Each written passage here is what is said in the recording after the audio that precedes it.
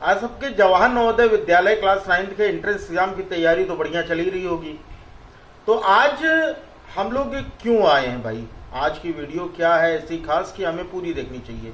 आज के वीडियो में हम लोग बात करने वाले हैं कि काफी सारे बच्चे ऐसे होते हैं जो कि पूरे साल भर तैयारी करते हैं लेकिन फिर भी उनका सिलेक्शन नहीं होता है।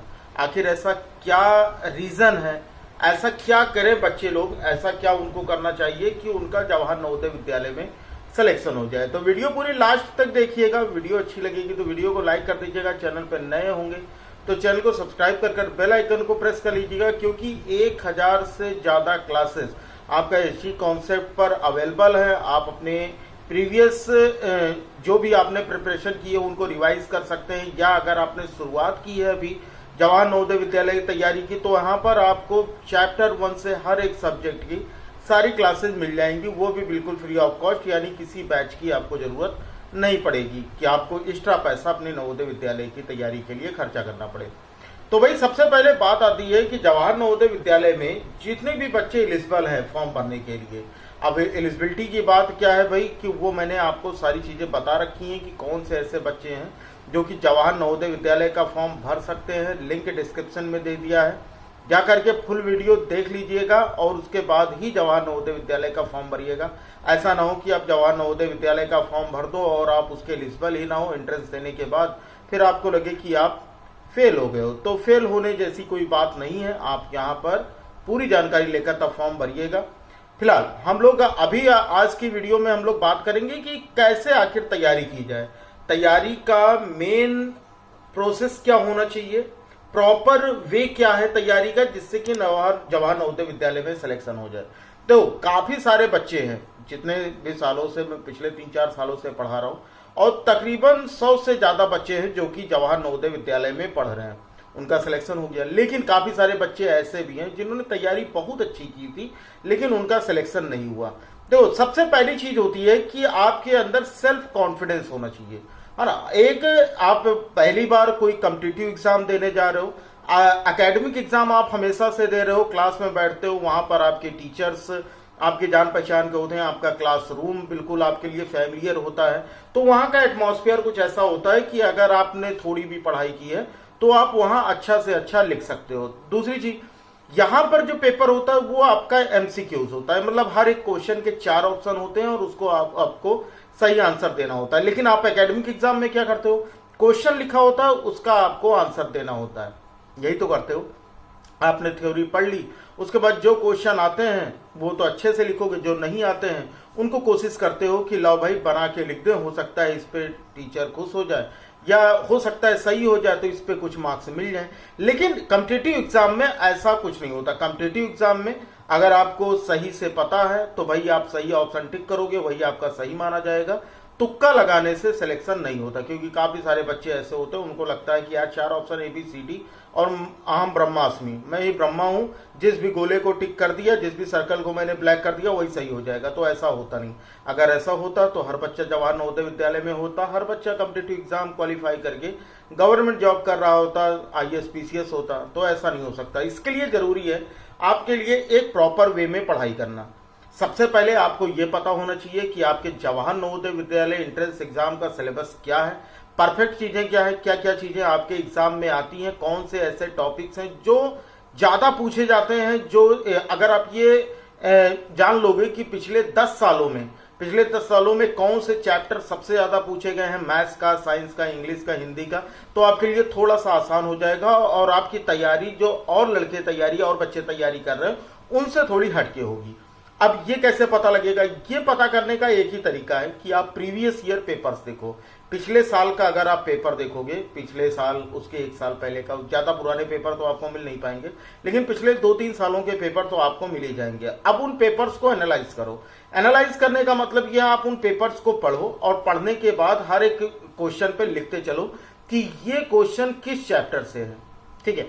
अब जब आप ये देखोगे किस चैप्टर से है तो लास्ट में जब आप मैच करोगे तो आपको ये पता लग जाएगा कि कौन सा चैप्टर ऐसा था जिसके सबसे ज्यादा क्वेश्चन पूछे गए हैं। यही सेम चीज आपका मैथ्स में पता लग जाएगा और यही सेम चीज आपका पता लग जाएगा साइंस के लिए। हिंदी और इंग्लिश में तो आपका ग्रामर पोर्शन आता है, उसमें तो आप ग्रामर जितनी पढ़ रखे होगे भाई उतने ही क्वेश्चन आप कर पाओगे। वहां पर किस चैप्टर से ज्यादा है, क्योंकि 15 ही क्वेश्चन आते हैं तो ज्यादा आने का कम आने का तो वहां सवाल ही नहीं उठता, क्योंकि हर एक चैप्टर से एक क्वेश्चन मिलता है, हिंदी और इंग्लिश में। लेकिन मैथ और साइंस में तो आप पता कर सकते हो, ठीक है।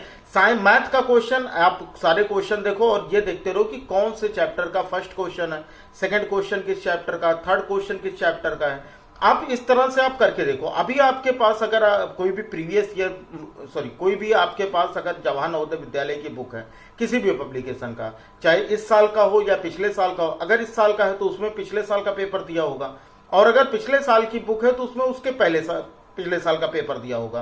तो जिन बच्चों के पास वो बुक है, ठीक है, कि उन बुक से आपको ये चेक करना है प्रीवियस ईयर पेपर उठा के कि हर एक क्वेश्चन किस चैप्टर का है। आज ये आप कोशिश कीजिएगा। आज आपके लिए बस इतना ही काम रहेगा, क्योंकि तैयारी आजकल की पढ़ाई हार्ड स्टडी का नहीं, स्मार्ट स्टडी का। अगर आपको लगता है कि रोज 2 घंटे की क्लास होनी चाहिए, रोज डेली क्लास होनी चाहिए, तो आपका सिलेक्शन होगा, आप अच्छे से तैयारी कर पाओगे, ऐसा कुछ नहीं होता, ठीक है। कुछ बच्चे ऐसे होते हैं जो केवल दिन में 1 घंटे ही पढ़ते हैं, लेकिन वो एग्जाम में अच्छा से अच्छा करते। क्यों? क्योंकि उनको पता है कि भाई उस एग्जाम की नब्ज क्या है, उस एग्जाम का मेन पॉइंट क्या है, उनको क्या पढ़ना चाहिए, कैसे पढ़ना चाहिए कि उस एग्जाम में वो अच्छा से अच्छा कर पाए। और यही सेम स्ट्रेटेजी आपको भी अपनानी होगी। अगर आपको ये लगता है कि नहीं आप कोई स्पेशल बुक ले लिए हो जवाहर नवोदय विद्यालय का, कुछ बच्चे तो ये सोच रहे हैं कि उन्होंने जवाहर नवोदय विद्यालय की बुक अपने पापा मम्मी चाचा चाची मौसी मौसा से मंगा ली है और वही पढ़ के वो Jawahar Navodaya Vidyalaya entrance exam qualify कर लेंगे। तो ये बात बिल्कुल दिमाग से निकाल दो। कोई एक ऐसी बुक नहीं बनी है अभी तक जिसको पढ़कर आप कोई एंट्रेंस एग्जाम क्वालिफाई कर सकते हो। अगर ऐसा होगा तो सोचो जो बुक आपने ले रखी है वही बुक हजारों बच्चों ने ले रखी होगी, जो क्वेश्चंस आपने पढ़े हैं वही क्वेश्चन उन्होंने भी पढ़ी होगी। तो सोचो सिलेक्शन किसका होगा, आपका होगा या उनका होगा? जो ज्यादा करेगा क्वेश्चन, जो ज्यादा सही करेगा, सिलेक्शन उसका होगा। तो उसके लिए आपको जरूरी है कि भाई सबसे पहले तो ये पता करो कि किस चैप्टर से ज्यादा क्वेश्चंस आ रहे हैं। उन क्वेश्चंस, उस चैप्टर को अपनी बुक से बहुत अच्छे से प्रिपेयर करो, अपनी स्कूल बुक से। स्कूल बुक से परफेक्ट कोई भी बुक नहीं है, ये बात मैं शुरू से कह रहा हूं और हमेशा से मैं ये कहता रहता हूं। प्रैक्टिस के लिए आप कोई भी जवाहर नवोदय विद्यालय की बुक ले सकते हो, लेकिन अगर आपको अच्छी तैयारी करनी है, परफेक्ट तैयारी करनी, जबरदस्त तैयारी करनी है, सिलेक्शन वाली तैयारी करनी है, तो आपको अपनी स्कूल बुक ही पढ़नी पड़ेगी। अब ये कहोगे सर स्कूल बुक में एमसीक्यू कहाँ होते हैं और हमारे एग्जाम में तो एमसीक्यूज आते हैं। तो एमसीक्यूज हर एक लेसन पढ़ो, हर लेसन से खुद एमसीक्यू तैयार करो, हर क्वेश्चन हर लेसन से खुद। आप देखोगे एक चैप्टर में अगर आप एक चैप्टर पढ़ते हो तो उससे कम साइंस के आप एक चैप्टर से 50 से 60-70 क्वेश्चन खुद प्रिपेयर कर सकते हो। और मैंने पहले भी कहा है कि आप 1 लाइनर क्वेश्चन अपने नोट्स तैयार करो, अपनी स्कूल बुक से तैयार करो। समझ में आती है तो ठीक है, नहीं समझ में आती तो एज इट इज जैसे उसमें क्वेश्चन लिखा हो वैसे उसका आंसर नोट कर लो। कम से कम हमारे दिमाग में तो रहेगा, उसका आंसर हमारे दिमाग में रहेगा। कोई भी एक्स्ट्रा पैसा खर्चा करने की जरूरत नहीं है, कोई पेड बैच लेने की जरूरत नहीं है, कोई भी आपको किसी भी तरह की, मतलब आप आराम से आप तैयारी करो, अपनी स्कूल की प्रिपरेशन के साथ तैयारी करो। डेफिनेटली आपका सिलेक्शन जवाहर नवोदय विद्यालय में होगा। उम्मीद करूंगा ये छोटी सी वीडियो आपके लिए काफी ज्यादा हेल्पफुल होगी। जिन बच्चों ने लास्ट तक देखा है वो सारे बच्चे आज कमेंट में बताएंगे कि क्या आज वो अपनी जवाहर नवोदय विद्यालय के एंट्रेंस एग्जाम से या फिर अगर उनके पास प्रीवियस पेपर है तो उससे अलग करेंगे हर एक क्वेश्चन किस चैप्टर का है। अगर करोगे तो भाई कमेंट बॉक्स में लिख देना यस सर मैं करूंगा, यस सर मैं करूंगा। सभी लोग कमेंट बॉक्स में टाइप कर देना। और अगर ये भी नहीं टाइप कर सकते हो तो एक प्यारा सा कमेंट बॉक्स में छोड़ देना, क्योंकि आप नवोदयन बनने जा रहे हो तो कुछ तो क्वालिटी अलग होनी चाहिए दूसरे बच्चों के कंपैरिजन में।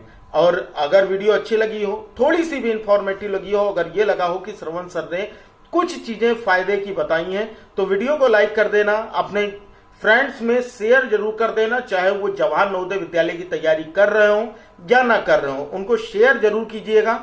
अगर हो सकता है इस वीडियो से उनका मूड बदले, वो भी आपके साथ पढ़ने को तैयार हो, क्योंकि ग्रुप स्टडी जो होती है वो बेस्ट स्टडी मानी जाती है। एक टीचर आपको उतना अच्छा नहीं समझा सकता जितने आपके क्लासमेट्स या आपके जो स्टडी सर्कल में जो आपके फ्रेंड्स होंगे उनके साथ डिस्कशन करने के बाद जो चीजें आपको समझ में आएंगी और जो ज्यादा दिनों तक आपके दिमाग में टिकेंगी, उससे ज्यादा बेस्ट एजुकेशन कोई नहीं प्रोवाइड कर सकता। ठीक है, तो चलो फिर पढ़ते रहो। मिलते हैं फिर अगली क्लास में। और तैयारी कैसी चल रही है, कितने चैप्टर्स आपने पढ़ लिए, इसके बारे में भी कमेंट बॉक्स में जरूर बताइएगा। अगर फिर भी कोई प्रॉब्लम होती है तो टेलीग्राम और व्हाट्सएप का लिंक डिस्क्रिप्शन में दिया गया है, प्रीवियस वीडियोस के लिंक डिस्क्रिप्शन में दिए गए हैं, जाकर के जरूर देखिएगा।